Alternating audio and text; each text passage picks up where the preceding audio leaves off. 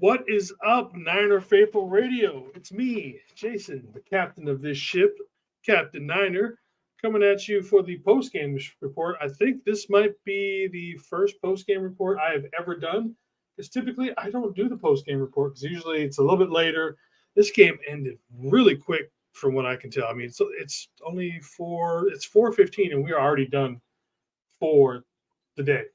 Um, the 49ers, we have get your rooms out, ladies and gentlemen. Time to do some sweeping because we are now on a 5-game win streak against the Seattle Seahawks. Second time in 17 days we have beaten them. Um, Obviously, the first time was on Thanksgiving. Then we had one game in between where we beat them Eagles. And now for the third game in a row, we are beating up on some birds, and we still got two more bird games with the Ravens and the Cardinals up next. Um, but for right now, let's enjoy this win. Again, we did beat the Seattle Seahawks 28-16 in a game that felt a lot closer than what the final score actually showed. Especially, I mean, I'm sure everybody knows by now because you probably all watched it with the fights and all that kind of a good stuff that happened with everything. So yeah, Steve-O, what's up, my man? Thank you for showing up. So yeah, like I said, for me, this game, especially in the first half, was a lot closer than what we expected it to. And even towards the end, Seattle still had a chance to come back and win this game. They were down by 2 scores before the pick. They had another chance right before that. But yeah, they definitely did have some momentum going in the second half. We just kept stopping it over and over and over. They just couldn't get anything sustained other than that last touchdown drive. Debo had his day. Um, I'm not sure who TJ is going to choose for his player of the game, but for me, I'm just going to tell him right now that the player of the game, and let me pull up the actual presentation part of it. So when you think about this game, I didn't realize this till late in the fourth quarter. Come on, piece of crap computer. Let's give it for Brock Purdy. Brock Purdy, who has now a career high 368 yards. He was 19 for 27, the 2 touchdowns, the 1 pick. Obviously, that pick had, there's some things going on with that one because Ayuk thought he was going inside. He went outside. But yeah, and a 122 rating. So congrats. I'm just going to tell TJ this guy needs to be definitely threw some long balls. Can we get rid of the fact that he is not a deep ball thrower? Mr. Berto Hastings, welcome, brother. Thank you for showing up. No, we definitely need to get rid of the moniker that he is not or cannot throw a deep ball, that he's just a catch. He's just a, check down. He's only good because of his teammates and all that. I mean, what more does he need to do to prove that he is, worthy of being in that MVP talk? Because this is only going to add to that, his ever growing list. That, you know what? And while personally, I still think Christian McCaffrey is the MVP, just simply because I think Christian McCaffrey right now is playing on a whole nother level of football compared to a lot of other people right now. But that doesn't take away from what Brock Purdy is doing right now. He's playing amazing. Like I said, he's got that, averaging 13.6 yards in the per pass. Come on, guys. He was sacked 3 times. Rushing, look at this. Christian McCaffrey, 16 rushes, 145 yards, averaging 9.1. Yes, 72 of those came on the first play, but he still grinded. Seattle actually did a very good job of stopping CMC up the middle. A lot of those yards that he was getting was from the outside, from like sweeps or anything like that, or because of the fact that when he ran up the middle, he was able to bounce it outside. So again, really good job by him. Look, no Elijah Mitchell. I was happy to see some Jordan Mason today. Jordan Mason even showed up with a touchdown, and then being the closer, he definitely closed them out in the second half, for that last drive. Definitely good to see Jordan Mason today. Got in on a few more plays otherwise, but he didn't have like the back and forth that we've been having with like Elijah the last few weeks. Very sparingly used, but definitely good. Christian McCaffrey was definitely the cowbell again today. But then again, that's the same thing. We also have Brock Purdy, who had 2 good rushing, or 1 good rushing. And then Debo was the 1 for 1 yard, which didn't go anywhere. He's also missed on the screen. Receiving, Debo, 7 for 149, 1 touchdown, the 1 long for 54 on 9 targets. Not bad. BA for 126, averaging 21, long of 45, 9 targets. The only issue, again, Debo was the one that missed the, I can't remember if it was his tipped or if he dropped the screenplay that went to him in the third quarter. Excuse me. George Kittle, 3 for 76 with the 1 touchdown. Good to see George getting there.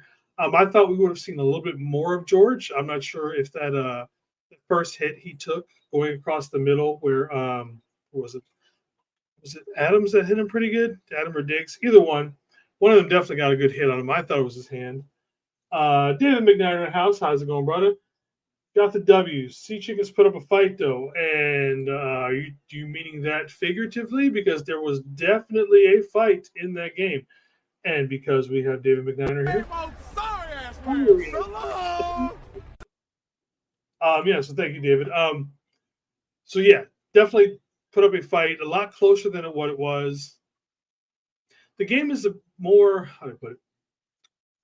I would have expected, especially how we were sort of dominating towards the back end of the second half, we would have put up more points. I was really hoping to hit that 35. I had the score as 35-10, but I would a two-score win any day of the week against any team. Excuse me, in the NFL, it's pretty damn good. I'm not sure if that actually sews up the division for us or anything yet. I'm not quite sure how that works. Let me just scroll that fun. We did have BA with the 1 fumble. Kind of worked out pretty good. It ended up being kind of like a long punt almost because it got them down. I think it put them down at like the 15-yard line. J.R. Meadows, thank you for showing up, brother. As far as I know, I don't think I've ever seen you here before.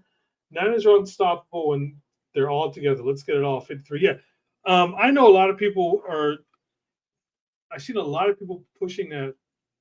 A lot of GMs like compared it. If you were to just take it man for man, that they would take the Eagles over the 49ers as an entire roster. And I don't think, and don't get me wrong, if you put, say the Eagles, because I think they're definitely better than us in certain spots on the roster, and maybe even the Cowboys, but to just flat out say that every, 31 other GMs would automatically take the Eagles roster, that's just nonsense. I mean, look at the wide receivers, if you want to go like against the Cowboys. Besides CeeDee Lamb, they've got what? Cook. And then I can't even think of the other guy's name off the top of my head right now. We've got better receivers.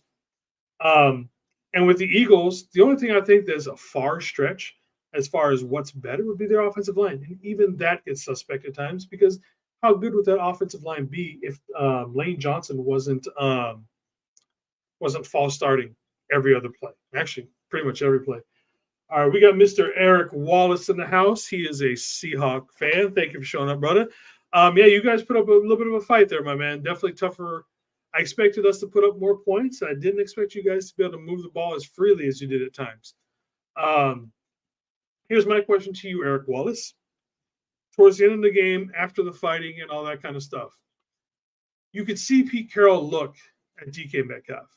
And to me, that was a look from Pete to DK looking, and it looked like him like, you know what? I'm done with your shit. So I'm curious if there's something about, maybe DK is going to be traded in the offseason because that's the look I got off of it from looking at Pete Carroll's face. He's like, look, I'm done with your shit. It's the same shit that he does 2 to 3 times every single season. He's not worth it. Yes, he can be productive at times, but he's literally losing you guys games. See, David McNair chiming in. Whole roster wires. Ours is better than the Kegels. Secondary is trash. Shout out to Debo. Yeah, like I said, I just don't understand why. And it's not just people who are, just blatant Eagles fans saying this. I've seen people who are supposed to be quote unquote analysts, supposed to be biased, just saying, "Oh yeah, the Eagles are far superior to Niners." Like I said, besides the offensive line, show me where they're so far. It's not between Brock Purdy and Jalen Hurts. The wide receivers, yes, they have a better set of wide receivers. We have a wide receiver and a weapon. Technically, Debo cannot be classified as, his position is wide receiver, but he doesn't really play wide receiver like a wide receiver. But even then, I'll take that. Running backs, I would definitely take our running backs. Defensive line, I think, is a toss-up. Linebackers is us. Secondaries is us. So I don't see where everybody thinks that it's just a complete wash that the Eagles are a far superior team than us when it comes to, just going down man to man for roster. Let's see, Eric. I'm hoping so. He's actually an ass. Yeah, like I said, I remember when that draft pick, a lot of people were thinking maybe DK Metcalf on this team would have been impressive. And at the time, yeah, I would have thought DK Metcalf in our system would have been good. But I'm sorry, dude's just a dick. Yeah, you're a physical specimen, all that kind of stuff. But at this point, you're just a cancer. Now, I will say during that whole fight and everything, and I'll say it straight up, kind of a bitch move by Fred. Let's keep it 100. That was kind of a bitch move by Fred. DK didn't see him, and he just went out there and smacked him in the back of the head. I am not for pushing anybody like that in the back of the head. Those kind of injuries, don't do it. I'm sorry. Fred should have been the one kicked out on that game with DK, not Demo. Demo went up there and just was, trying to stick it up for Fred. And shout out to Demo, who is, probably the smallest man on the field, getting up in everybody's face. I'm not sure who number 75 was for the Seahawks, but that was a large man, and Demo was not backing down from him. In fact, I swear I saw him throw a punch at him. So yeah, I think it should have been Fred because it started because Fred hit him in the back and then shoved him on the back of his neck. So to me, that should have been Fred. But you know what? That's also what, DK was also hot. DK probably shouldn't have got up and grabbed Fred by the neck and started, or by the face mask and started chucking his neck like that again. Same kind of shit that, people get hurt with bullshit like that. So, but at the same time, that's how you get to DK. If you're going to beat DK, I've said it over and over 1.5 million times. And the same thing goes with someone like Jalen Ramsey, also a hothead. If you just talk smack back to him, especially if you can back it up really good, after a while, they break. They crack because they can't handle the pressure of someone because they're used to being just dominant. And then, all of a sudden someone is, holding their own with them, if not winning. And mentally they break down. And DK just breaks down at the end. All right, so for tackles, we got total Fred leading the way with 7. Isaiah Oliver, who I was worried about once Mooney Ward went down, and I knew he was going to be playing more. Actually had a pretty good game. He had 7. Jair Brown, shout out to Jair Brown. You guys know I have been pumping him up and been happy to have him on this team since we drafted him. I love what he brings to this team. I think eventually it's going to be him that replaces Gibson. Maybe, possibly just next season. I believe that, Jair was the backup to Huff, but I think if Huff and or Gibson went down, Jair Brown was number 2 for both positions. But yeah, shout out to him. He did have the 1 sack today. Nick Bosa, 6 tackles, had another sack and a half. Not bad for a guy who didn't. I think he's up to 10.5 sacks now this season. Not so bad. We still got a couple games left. He's probably going to end up with probably close to 15, 16 to end the season. Not bad for a guy who didn't have a sack for the first 3 or 4 games of the season. Just 1 second. My phone will not stop ringing right now. They can wait. More trash talking. For those that don't know, I do live up in the greater Seattle area. So, of course, I'm talking mad shit this whole week, and I've been talking other stuff. Ambry Thomas, another good game by him, sticking up for Mooney Ward when he went down. Eric Wallace, what do you say? Not like this, DK. DK doesn't even listen to Pete. Yeah, I don't think DK listens to anybody but to DK. And I had heard there's been a lot of talk, especially just in general, that Tyler Lockett has been trying to take DK under his wing, make him a better person, better player. And look, as much as Tyler Lockett has burned us consistently over the years for how many years now, he's actually a pretty good dude. So if there's one person on a team who could take him under their wing and be like, hey, maybe you should listen to me and actually be a professional football player, not just some jackass. So if he's not listening to someone like Tyler Lockett and all those kind of guys, it's not even worth it. Yeah, let me see. Let's go to team stats. Excuse me. That's not what I wanted. First down. So they actually had 17 to our 19, so it wasn't that bad. We had 12 to 11 on that. First downs from penalties. We actually got 7. We had a lot more penalties in it than we thought we did. Fourth downs, we did stop them on 1. They were 2 of 11 on their fourth downs, or excuse me, third downs, and we were 6 of 11. That's pretty much what this game comes down to. We stopped them consistently on third down, pretty much every time.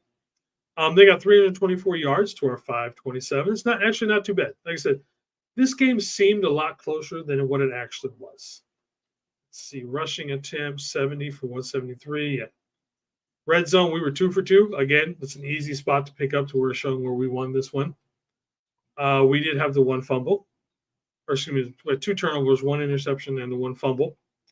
Time of possession, they actually held the ball more than us.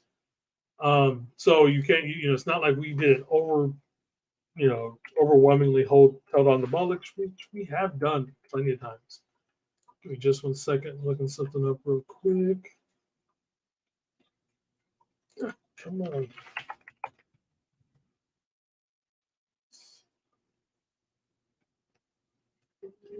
Come on, computer. This computer's a piece of shit sometimes.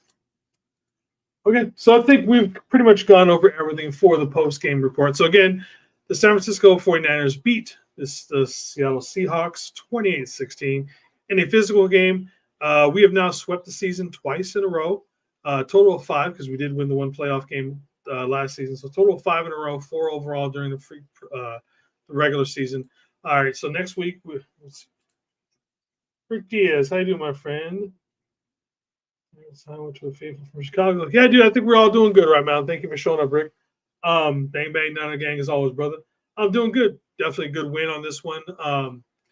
We are 3/5 of the way through our avian tour. Obviously, next week we have the Cardinals, and then we have the big one, another big one going up against the Ravens, especially because it's going to be in the Ravens. Carcash showing up. How's it doing, brother? Thank you very much. Make sure you check out Carcash's show.